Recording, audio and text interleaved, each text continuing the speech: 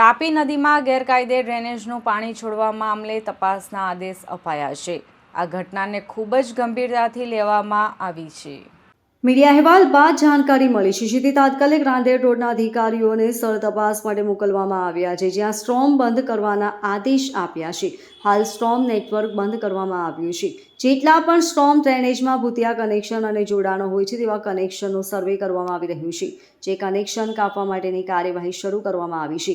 તાપી શુદ્ધિકરણ પ્રોજેક્ટ હેઠળ તાપી નદીમાં ઠલવાતા મોટા પ્રમાણમાં ગંદા પાણી ઉપર પાલિકાએ નિયંત્રણ મેળવ્યું છે।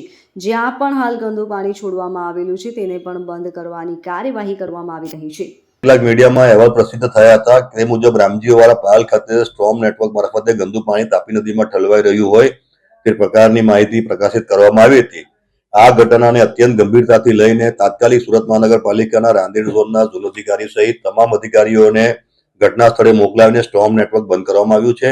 સાથે સાથે સ્ટ્રોમ ડ્રેન નેટવર્કની અંદર જેટલા પણ ગેરકાયદેસર જોડાણો ભૂતિયા કનેક્શનો જોડવામાં આવ્યા હોય તે તમામનો પણ સર્વે કરીને તમામ કનેક્શનો કાપી નાખવા માટેની કાર્યવાહી પણ શરૂ કરી દેવામાં આવી છે।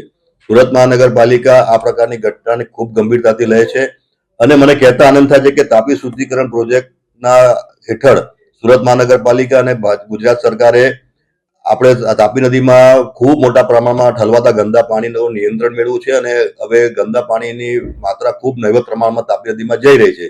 આને પણ બિલકુલ બંધ કરી દેવામાં તે માટેની કામગીરી કડક હાથે સુરત મહાનગરપાલિકા દ્વારા કરવામાં આવી રહી છે। Bureau report LK star news, Surat.